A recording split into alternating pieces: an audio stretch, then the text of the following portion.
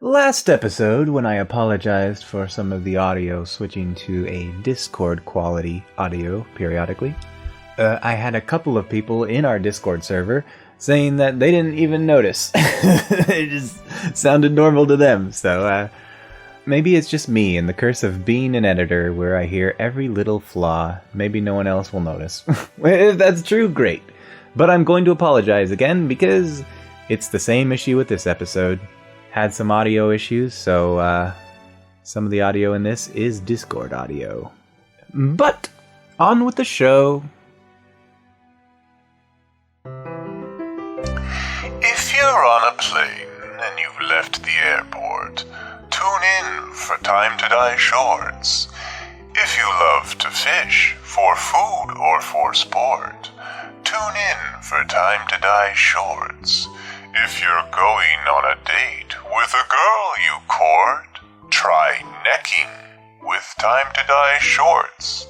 Christmas is coming, and if you like Morgborg, if you enjoy time loops and you're feeling rather bored, if you lived a poor life and now hell is in store, then you need Time to Die Shorts. Time to Die Shorts is an assemblage of short stories from the Time to Die radio network. Tune in wherever you get your Time to Die shows.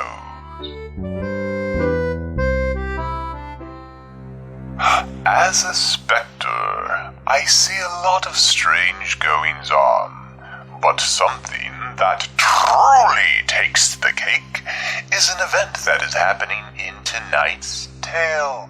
Our investigators made their way to the University of Wisconsin in Pembine and examined the Palm Lounge's shards of broken glass under a microscope. You see all those little tiny cracks running through it?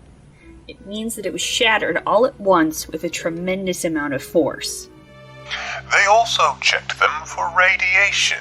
Looking at the readings, you would estimate that, keeping this on your person for an extended period of time would be very bad. Their investigation was interrupted when Dr. Greenbank learned that her office had been completely ransacked. Hey, Greenbank. Yes? What do you got stored in here that anybody might want to take a peek at? This place been ransacked. What? Worse than that, they also came across the university's security guard. Oh god, oh fuck, oh god. What's in there? Don't come in, call an ambulance. Hey, Bud, talk to me. Can you hear me? Hey, Bud, you still there? You get absolutely no response from him. Like I said, his chest is moving up and down very ragged, but there is little to no response. His face looks like he has been repeatedly bludgeoned. I mean, it is a mess. With officers arriving at the scene, let's return to our tale and find out what new horrors await our investigators in the Devil's Antlers.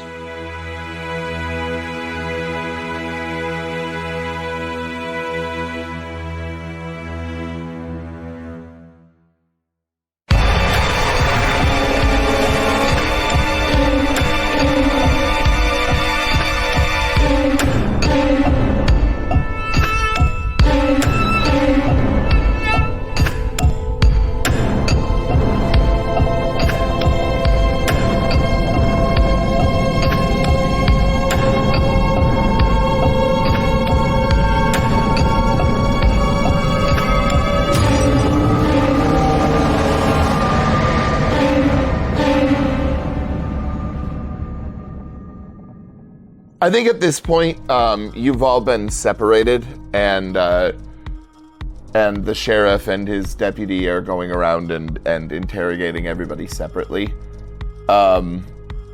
Dorothy, you have not had any sort of, cuffs or anything like that put on you. They do not discern you as a threat whatsoever. However, Dart, Ronnie, and Elliot would all have, handcuffs on them while they're waiting for their interrogation. We'll start with Dorothy. I think that you are probably waiting in the front seat of the sheriff's squad car. Like it's running and, has the heat going so that you can stay warm in there. But I think that he comes and knocks on the window and kind of motions for you to come out. Dorothy definitely jumps a little bit when he answers, or when he knocks on the door, and just nods and gets out of the car and follows him.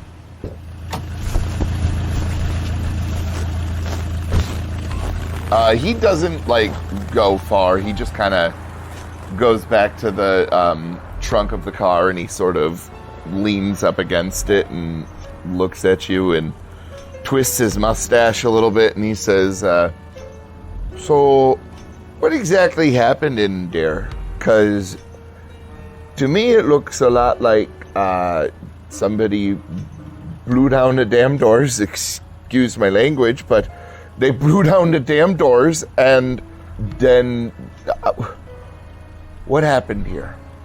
That's exactly what we came into.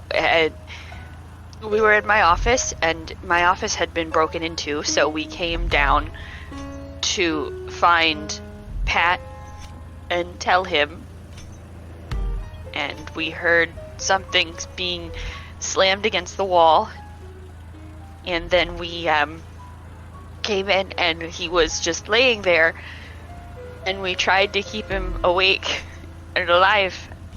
And that's really all there is to it. Okay. Where do you want me to have Gary take you? We can bring you to your car or to your house, or where do you want to go?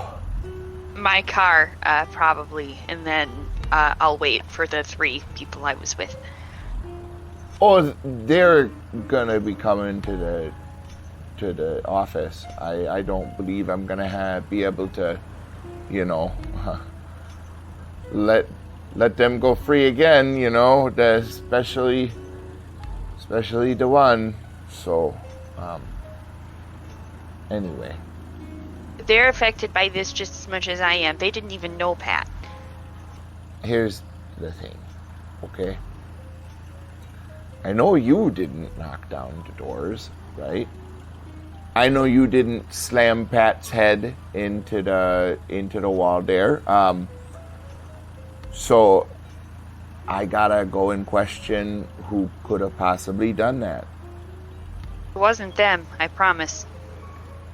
Look, miss, there's a bit of hysteria that comes along with seeing a body sometimes, and maybe you might be remembering a little bit. I've seen bodies before, sir. Oh, sure you have.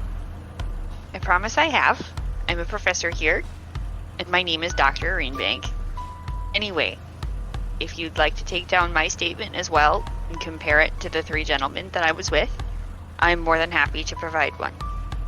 Okay, Gare, why don't you get her statement, and I'll go in and talk to one of those others. And Gary will nod at him, and he'll walk over and start taking his statement. And then I think that the sheriff will walk into one of the classrooms where you are, Ronnie, and you'll hear the door kind of rattling open, and the sheriff will come up, and he'll sit down in one of the desks next to you, and he'll say, so, what exactly happened here? If you'll pardon my language, officer, but good God Almighty, San Antonio, Texas, what didn't happen here? There was blood and bodies and robberies, and a lot of the blood was on the walls, and there was paint and radioactivity. I don't even know about radioactivity other than what went on in the war, but they were scanning with these noisemakers, and it's just been a hell of a day. What can you tell me about Elliot Holloway? Holloway, sure. New friend of mine. What are you asking? What do you want to know? He the type of sort to get, angry or have any, outbursts or nothing like that? I barely know the guy, but if he's gonna be angry, he's had plenty of opportunity. I haven't seen it. He's been like a no-tailed cat in a room full of rocking chairs. Always kept his cool. Got it. So we're dealing with a real psychopath here. No, he was studying. He was studying some sort of gamma something or other. Bright boy. Don't think he could hurt a fly. All right. So what were you doing here? Well, I should also point out that I was with him the whole time. He's my alibi. I'm his alibi. We're alibis together. 2 peas in a pot. Got it. So again, what were you doing down here? Oh, right. You just sounded a little accusatory there. I don't like getting questioned by badges. Well, if you want to get those cuffs off, you'll answer my questions. And that would be nice. It'd be hard to tend bar in a pair of irons. Alright, well, the thing is, we came down to investigate the radiation, as I said. We didn't know that there was radiation until we got here. But that's what led us here. You came to investigate radiation. Why? Wouldn't you want to know if there's radiation? I'm... You know, that stuff can mess you up pretty bad. They've done studies on it, and you could lose your hair. Right, okay. Why were you coming here? Dr. Greenbank, suggested, maybe? What happened there? Well, we tried to go to the school and talk to the kids, but they wouldn't let us do anything. See, I even offered to teach them some pretty impressive smoke tricks, and they weren't having it. Rings and the like. It's just the kids these days. I would have killed to know these tricks when I was just an ankle biter. 'Cause they're good tricks. If I could bum a cig off of you, I'll show you. No, I don't believe I'm going to be doing that. I'm a bit concerned that, you're around a body now, and you're saying you were around some kids earlier. Yeah, I'm not too keen on bodies. I get to talking a lot when I'm around bodies. I get nervous, Well, what reason would you have to be so nervous? You just told me you didn't do nothing wrong, right? It's not that, it's, well, call me a little superstitious. I've seen some things with these new scientists. There's some things going on in this town that are not entirely natural. You don't believe in spooks, do you? I mean, no, not really. Neither did I. Then I started hanging out with these two. I'm starting to have some second thoughts. All right, I'm going to go and talk to one of your friends. You just give me a few moments, and, Hey, I told you what was going to happen. You said you'd uncuff me. No, that's not going to happen yet. You're going to have to wait right here. I'll deal with you in a little bit, okay? Could you just spot me a smoke? I just need to stick it in my mouth and then light it. I could take care of the rest myself. He'll kind of groan, but he'll walk over and he'll reach into a pocket and he'll pull out a cigarette. He'll put it in your mouth and he'll reach into another pocket and then he'll light it for you. Ugh. I'm not much for camels, but I'll take it.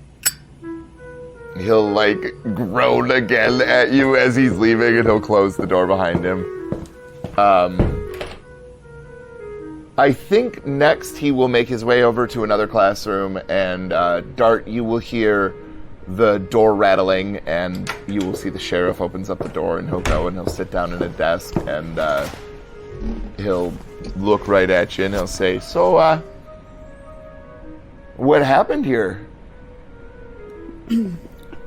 Dart's foot is tapping and he's clicking his handcuffs against the back of the chair that he's in, and just that's something I'd like to know myself, to be honest. Dr. Greenbank and Elliot, they said they wanted to use some of the instruments around here. They were looking into the glass or something. I wasn't paying too much attention during all that. I'm not big on the whole scientist thing, but I was escorting Dr. Greenbank to her to over here. We saw the doors were clean blown off, and we were trying to get a hold of security, and And then we saw him, and, well, we didn't see nothing leaving, so it could still be around here, you know,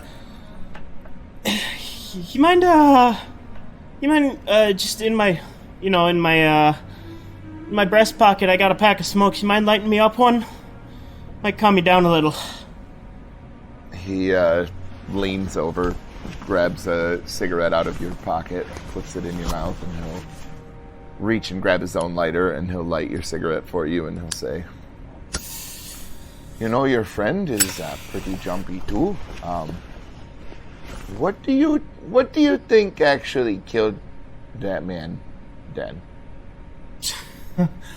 I couldn't tell you.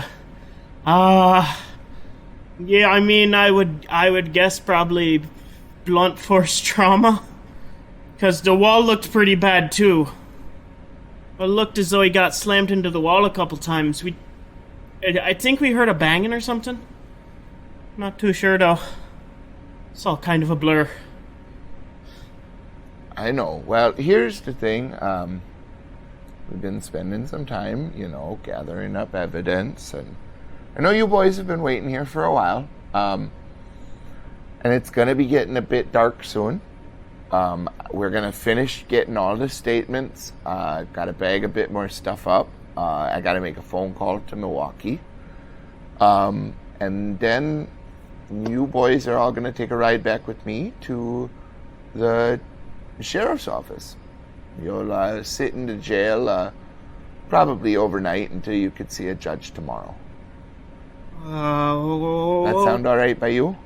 I mean, I guess I suppose do what you got to do, but I mean, Dr. Greenbank and I were the first ones that found him. Elliot and Edgar, that one. They were still in the other building when we got here. Wait, hold on. How many aliases does that dear fella have? I was calling him Edgar because that's what I thought his name was. And then Elliot and Dr. Greenbank started calling him Ronnie, and I thought, that's weird, his name's Edgar. And then he said, Edgar's what, my friends call me, I think. And then I stopped calling him Edgar, and switched to calling him Ronnie. But I just jittered up right now, I guess. It's scary stuff. You look at Dr. Greenbank, you look at me, neither one of us is going to be strong enough to take, what did she call him? Pat, neither one of us would have been strong enough to do anything like that. I can tell you that for sure. Elliot Holloway, what can you tell me about him? Oh, not a whole lot. Seems a smart enough fella. He's a stranger, isn't he? A little bit. New in town, huh? A little new in town, but he's got some family from what I know. And just seems to be kind of a head in the clouds fella from what I've kind of talked to him. But he likes jazz, I know that. I know he likes jazz. All I know is that he comes into town and all of a sudden we got 2 bodies. Separate cities, but still in my county. And that makes it my problem. He said something real funny to me the other day. Told me I should call in the FBI. Kinda weird, don't you think? I guess it's a little weird, but you think about it. There's been weird stuff happening here before he got into town. Remember the 2 girls and the bear with gun attack thing? What? There were 2 girls. They were missing for a couple days. And then they were found dead, and there was gunshot wounds I heard. At least that's what I read. And there was bear tracks or something I thought I read. Wait, hold on. you said that you know the whereabouts of the bodies of Kathy Johnson and Beth Pazlazny? I thought they were found. He'll kind of look at you like, no, don't believe they have been. It was in all the papers. There's the girls and there's the bodies and there was bears and gunshot wounds or something. And I mean, I figured it went through you. Okay. I'm gonna go ahead and be right back.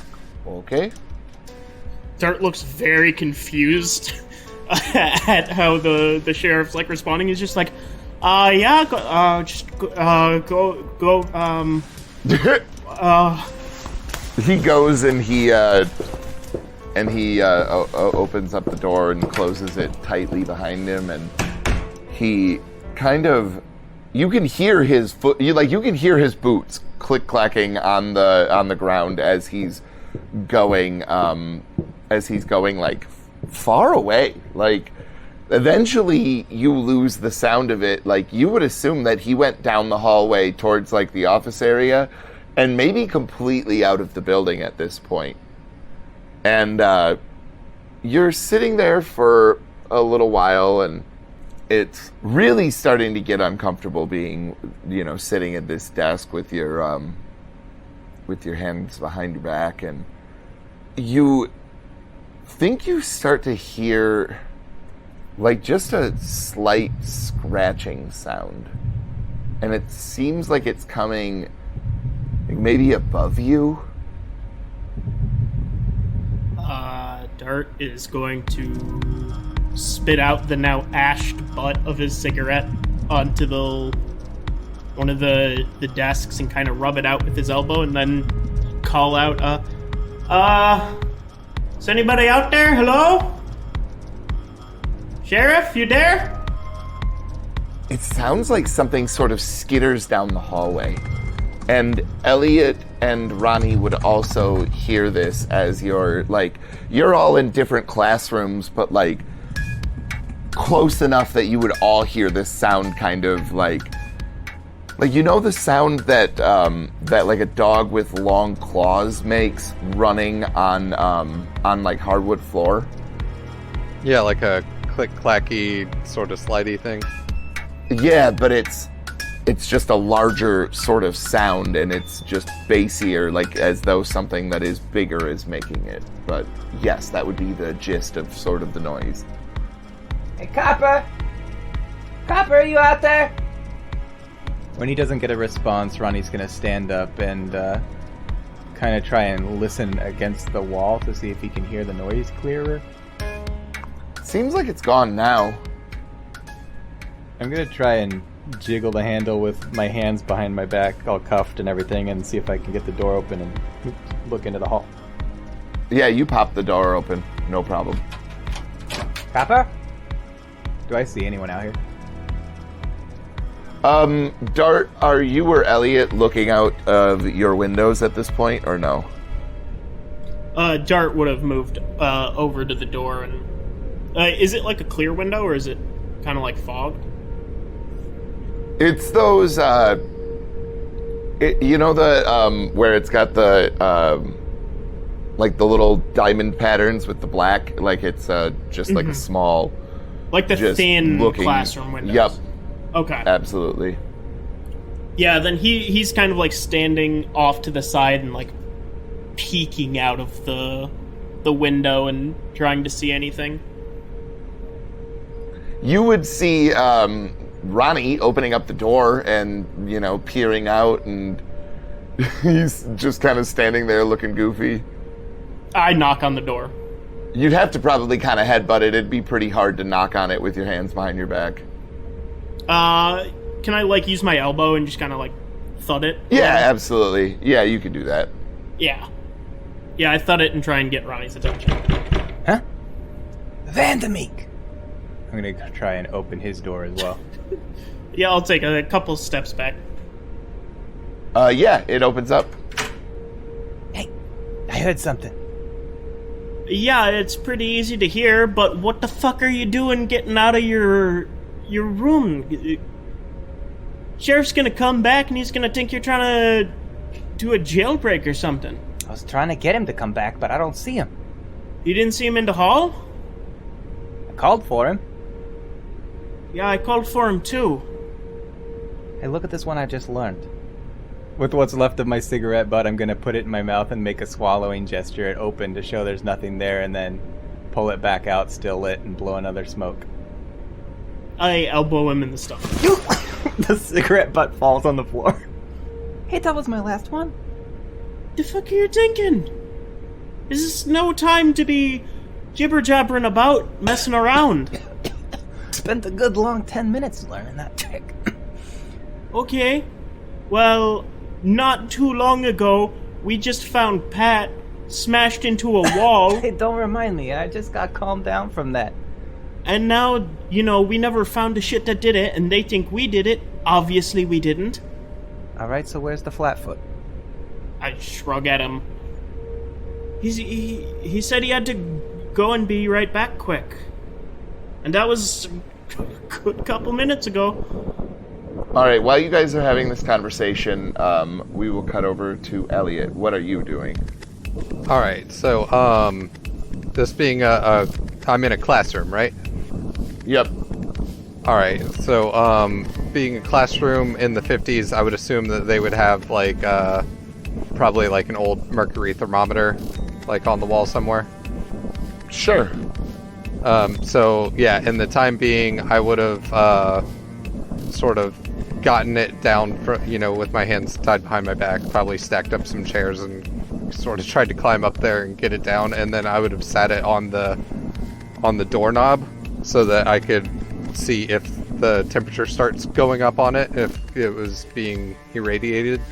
And also I would have, in this time, had gotten some pencils and sort of started breaking them and getting a bunch of the graphite made into a powder, and I would have spread the powder out, like, kind of down by the bottom of the door in case, like, something invisible tried to come through. I would be able to see the powder move. So I think that you get your things set up just as the, just before the noise happens, and you definitely would see signs of radiation on the thermometer. It would get a little bit warmer. Not a ton, but yes. Yeah, and as soon as I saw that, I would start to, like, inch backwards and maybe hide behind the teacher's desk. At this point, I think you can hear Ronnie and Dart are arguing in the hallway about something. You're not really entirely sure. Yeah, I'm just gonna sit there and just kind of wait it out, and I'm like looking all over the room constantly for any sort of signs of anything, and kind of just being frozen in fear from this thing. Okay. Dart and Ronnie, what are you guys doing now? When he said the cop was going to go, whatever he said the cop was going to do, I'm going to head down the hall. Okay. You start making your way towards the, atrium area where the doors got blown open and where the office and stuff like that are, and you look around a little bit and you don't see anything, you don't see anybody. You do notice that they have since moved Pat's body from where it was, and he's now covered with a blanket and just outside of the office doors. But other than that, you don't see anyone. I'm going to make my way towards Elliot's classroom. Are you going to open up the door right away? Probably. Is Vandermeek with me? Yeah, I'm gonna be following behind Ronnie much more cautiously. Yeah, I'll throw the door open then. Okay, so the thermometer would fall and break, and you would also kind of track your way through some dust. Yeah, and the mercury would scatter beaded, all over the floor. And Holloway would be startled and also fall on the floor himself, and because his hands are behind his back, he can't get up very easily. So he's back there floundering. Sorry, Frosty. You got an experiment going on? Hope I didn't gum up the works. Oh, it's you. It was more of a precaution than an experiment. Did you see anything? Well, we heard something, but we haven't found any of the guards. Hey, you're an inventor, right? Could you come up with some scientific way to get these cuffs off? I mean, we could pick them, would be the probably easiest thing to do. Ah. Classic. I like it. You know how to do that? I'm sure we can figure it out. Just need to find something that can fit in the keyhole. Are you guys going to search this classroom then? I would start looking for little pins. Okay.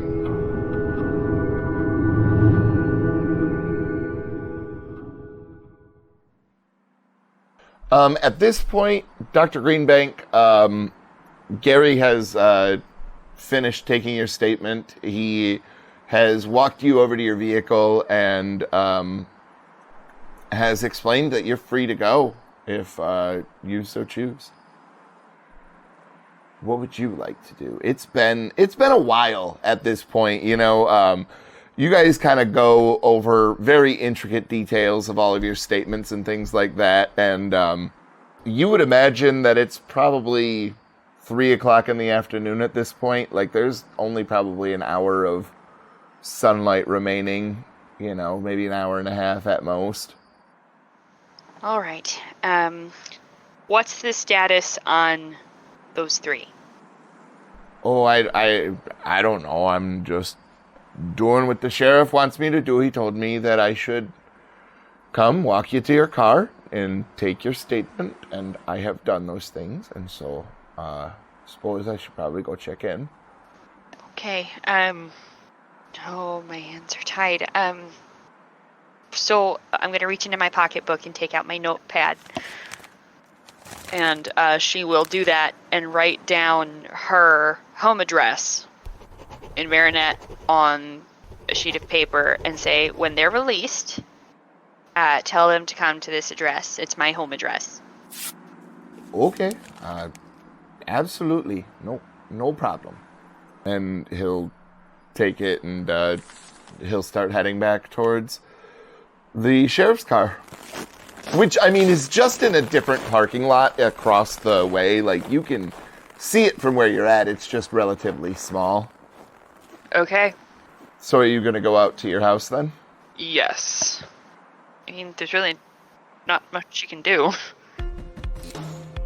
When you arrive at your house, the first thing that you would notice is that there is a parcel. Like, there's a package in brown paper wrapped with twine.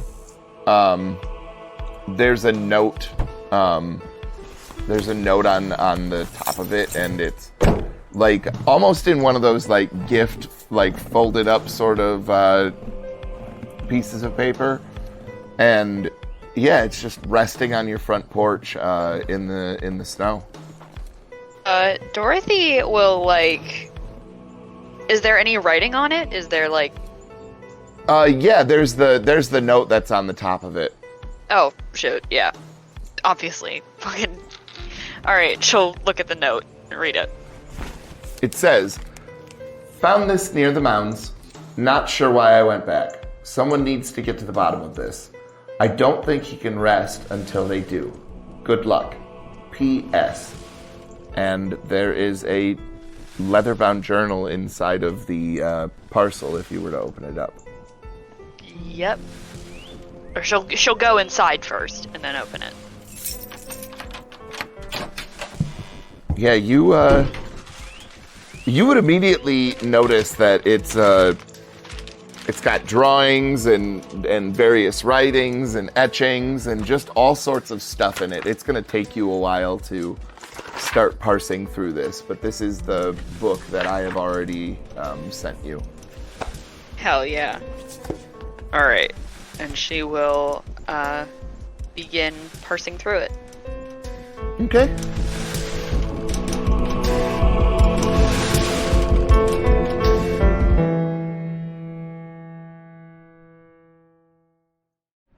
What are Ronnie and... Oh, yeah, you guys were all looking for something that you could possibly...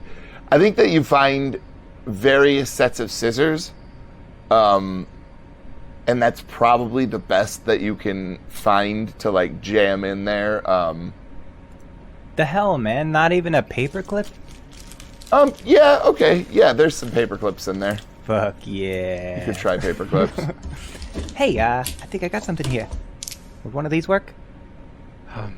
I'm actually kind of doubtful to see the spring tension in these things. It's probably galvanized steel. These little clips probably won't be enough to budget. We need something heavier duty. Well, maybe I'll have a bit of beginner's luck. I'm gonna try and do it behind my own back. So it's been a while, and the sheriff still hasn't returned. Like, y'all have been, searching this place and talking to each other and kind of moving around and things like that, and you have not heard the distinct click-clack of the sheriff's boots in probably 20 minutes or so. And so, Ronnie, go ahead and roll me dexterity, and do it at disadvantage. So roll twice, and you take the worst result. Fail. It was a really good roll for D&D. Okay. Yeah, you cannot get it open. Hey guys, I can't help but notice, Sheriff still ain't been back yet. There's that weird goings on. Maybe we could head out and see if the other officers are still here, or... It's all the more reason for me to get these cuffs off. I think I've almost got it. Yeah!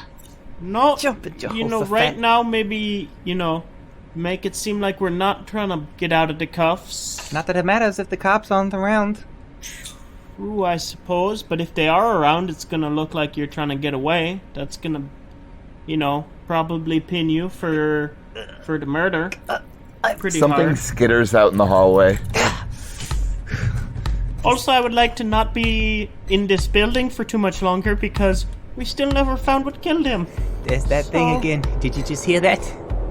Guys, I don't like this. Dart's bug-eyed. I think we should probably go. Like now. I think we should head out now. I agree with you. Let's go. You start to make your way back towards the atrium, and you go, and are you going completely outside? Yep. Okay, so you get out past these doors that have been blown open, and you think that you can hear something behind you, like there's just this skittering noise, but if you turn around and look, there's nothing there, but it doesn't change the fact that you are just nervously, I assume you guys are running, right? We'd be shuffling pretty hastily. Okay, so you're moving like incredibly quickly, like as quick as you possibly can, without risking losing your balance with like your hands behind your back. And you look out, and you can see that there's the sheriff's car out there. And for just a second, over by the tree line, you see that the sheriff is like sitting there, and then he kind of folds a little bit and then just disappears into the tree line. But backwards, and he definitely did not move into there. It looks as though a predator, like, sort of just grabbed him and ripped him into it.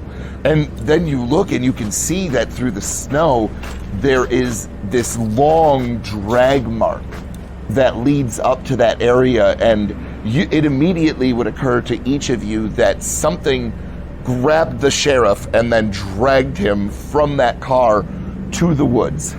Hey, I think that's a bear.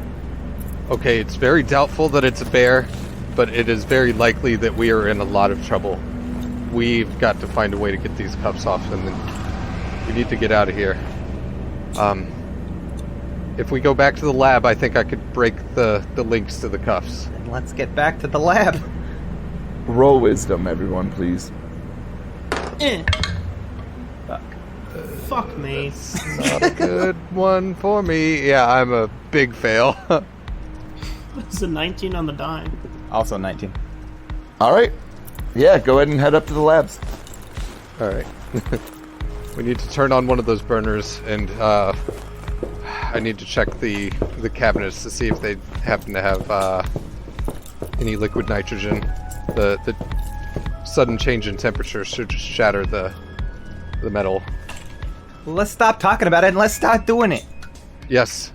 I'm gonna quickly go to the sort of cabinets to try to find any sort of big metal canister that would likely have liquid nitrogen in it. So you're searching through everything. It takes a very long time to kind of like maneuver your elbows to open up these cabinets and things like that. And no, there is absolutely not any liquid nitrogen stored on this campus.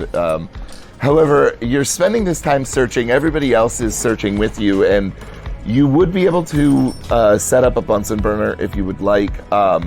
You would also find various dissecting tools, which might have a little bit better tensile strength, but also if you fuck it up, you might cut the shit out of yourself trying to pick the locks, if that was something that you were going to try and do. Also, everyone would hear this long guttural howl, and it just ever so faintly carries on the wind after for a while. It's almost as if it's echoing, but not off of the walls or anything like that. It's just echoing inside of your head.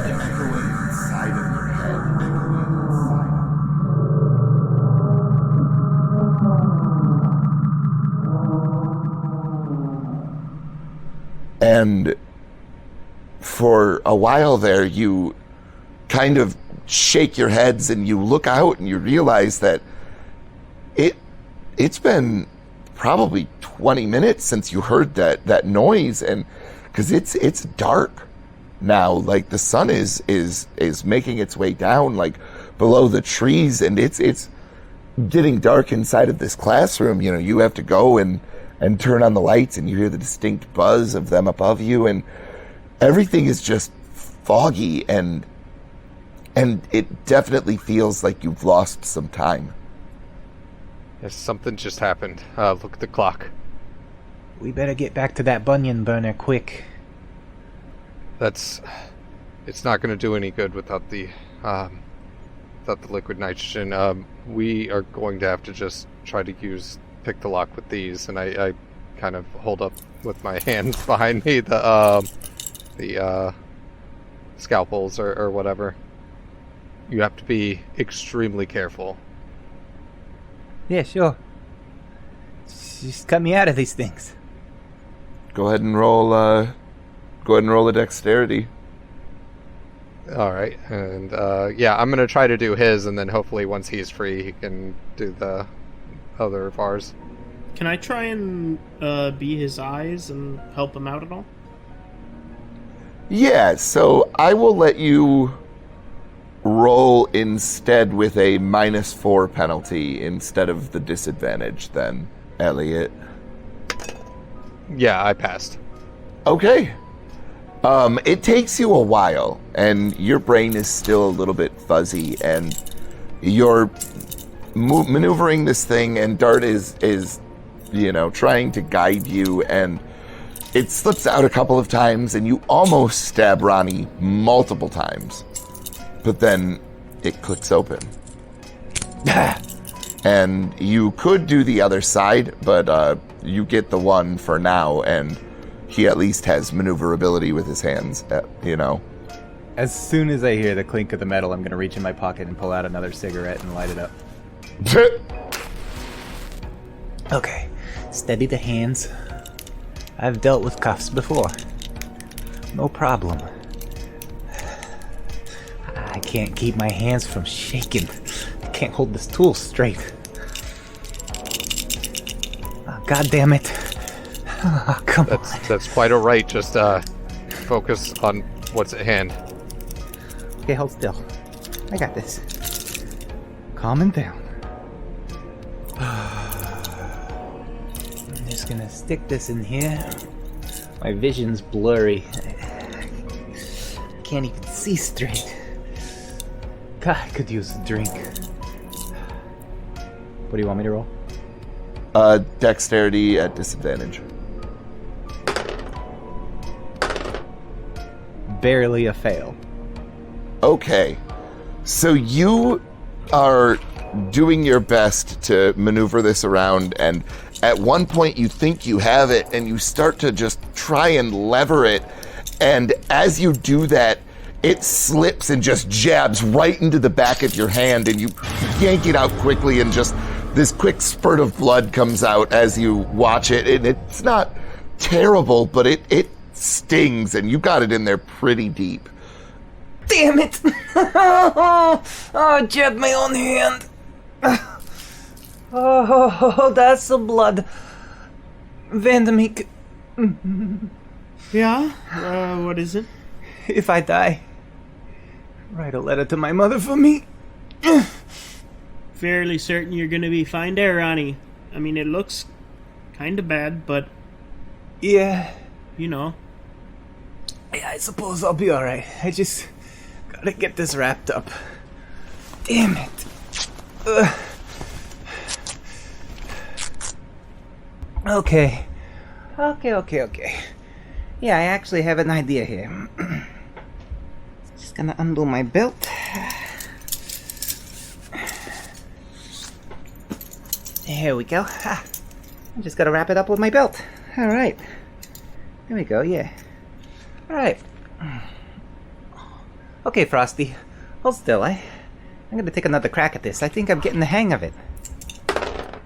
That's a super fail.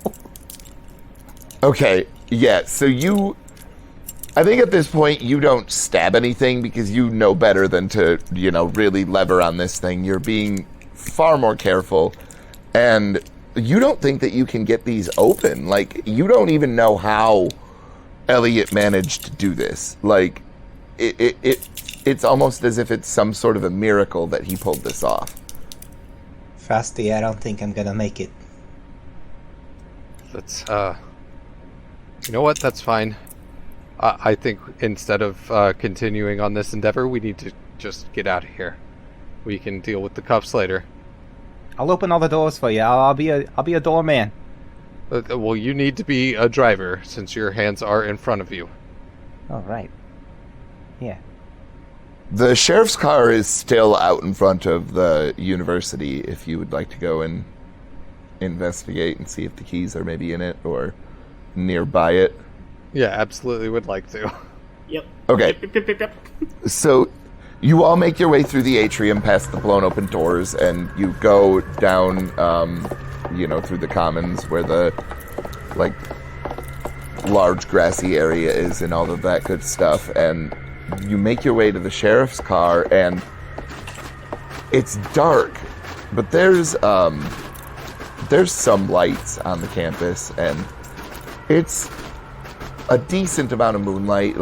You would say, it's about 3/4 moon at this point, and so, it's not terrible to see outside, and you look over and you can see that, first of all, there is a body around the side of the sheriff's car, and also you would notice that there are keys in the ignition. Maybe we should look and see who this is. Is it another sheriff's deputy? Yeah, it's Deputy Gary Turner. I think that you guys met him when the glass originally exploded with the hands and stuff. Okay. Yeah, I think he's the one that put me in that room. I'm gonna take his gun off of him. You would also see that he's got a set of keys as well. Oh, okay. Yeah, then, I'm gonna use the keys to get out of the handcuffs then. Yeah, and then take the gun. Yeah, absolutely. Do you want to search anything else on him? He looks like he looks very similar to the body of that wise guy, where he has been fucking mauled by some sort of creature. Yeah, I'll take a mental note of that. I'm gonna check the pockets too. You would see that there is a note with an address out on Short Drive here in Marinette. And I think Dr. Greenbank wrote her name above it when she wrote down the address, right? She would have definitely written down her name. Okay, so you have Dr. Greenbank's address then. You would also find a wallet with $25 in it. Also Gary's license and his badge and all of that good stuff. He's got a flashlight, and he's got a couple of speed loaders for his revolver as well. If you would like to grab them, he's got 2 extra with the 6 rounds already loaded up in them, so he can, if he ever needed to use them. As I'm grabbing that stuff, I'm gonna turn to the other two, and you two were in the war, right? The war? No, I don't like confrontations. The war is the biggest confrontation. Dart's trying to open one of the back door of the car and not doing that great. And the fucking war? No, that was like 100 years ago. What the fuck are you talking about? Come on, we're burning daylight when we should be burning rubber. Let's go. Okay, I just start putting the stuff in the backseat. I've never shot one of these things, so, yeah, I'm just like grabbing stuff and throwing it in the backseat. You would hear something is rustling off in the woods, where you saw the sheriff disappear earlier. I am fumbling with the keys and cranking the ignition. Yeah, it starts up, no problem. Yeah, I'm just jumping in and getting the door closed. I'm like, go, now! Yeah, you squeal off. I mean, like a bat out of hell. Where is your destination? First, I'm just driving out into getting onto some main road, and I'm gonna say, you know, fellas, I try to paint myself like a brave man. Truth is, I'm yellow. Yellow to the core. Yeah, that makes 2 of us. You know how I got the house, right? I'm living here because I'm a snitch. I got so scared of the guys that were threatening me that I tucked my tail between my legs and I just rat everybody out. That's why I'm a bartender. I just snitch on everyone, left and right. I tell them all that's going on and I tell them everything I hear. I wasn't meant for this sort of life. Ronnie, no offense, but I don't think either of us are too surprised by you saying that you are a talker, okay? Yeah. Right now, you just need to focus on driving, get us to Dr. Greenbank, because we need to make sure that she's okay, I would think. Right? Yeah? Yeah. And Elliot, I'm gonna need a little bit of your help here. Get these cuffs off me, okay, bud? Yeah? Oh, the key is on the keychain that's in the ignition. Sorry, everything was happening so fast. I didn't think about it. I just thud my head against the window a couple times. Okay, that's fine. I'm gonna lean forward into the front seat and start to try to get the little key off of the keychain while Ronnie's driving. It's difficult. It takes you a while, but eventually you're able to get it off of the little key ring, and then you unlock Dart's cuffs. All right, and I constantly am looking around and behind us. Are we being chased at all, or no? Not that you can see so far. No, seems like you're in the clear. Dart's gonna spark up a cigarette, offer one to Ronnie and Elliot, and then just kind of close his eyes and lean back in the seat. I turn it down and instead like go into my coat pocket and get my pipe out and light that up. And we drive. Yeah, about 15 minutes later, you would arrive at Dr. Greenbank's house. You pull into the driveway behind her vehicle and walk up to the door and knock. Dorothy was probably sitting like at the table or something, just looking through this, starting to slowly go through this journal. She hears that and stands up and immediately comes to the door. And so she's like holding the ball bat that she had in the trunk of her car when she opens it. Oh, Guys, you boys, come on in. You might not believe this, or maybe you will. Things have gotten quite a bit worse. Please tell me you're not getting charged with something. Well, technically, no, we're not being charged with anything, I don't think. Something tried to charge us. What? What do you mean? It was a spook, Greenbank. There was a spook in the ceiling, and it got the coppers. All of them. Dead. Blood everywhere. Oh my god. We couldn't see exactly what happened, but the sheriff, he was standing by the edge of the woods. Oh, I saw what happened. He got pulled into the trees. I thought it was a bear, but then we heard howling in our heads. I couldn't get the cuffs off. Pinkerton. Huh? Pinkerton, honey, it's okay. It's alright. It was in our heads. We lost track of time. It was suddenly nighttime. We didn't even know it. Right. Just sit down. Yeah, he's right. We did lose time. At least 20, 30 minutes. Just gone. Out of our memory. Okay, let's add that to the docket then. Please, make yourselves comfortable. 1 second. Ronnie was injured while we were trying to get out of there. Do you happen to have anything Yes. to stitch him up? Alcohol, I could use some alcohol. Yeah, that'd be great. Yeah. Dorothy will cross over to like the medicine cabinet and she'll pull out a basic first aid kit, and then over again to the liquor cabinet and pull out a bottle and 4 glasses.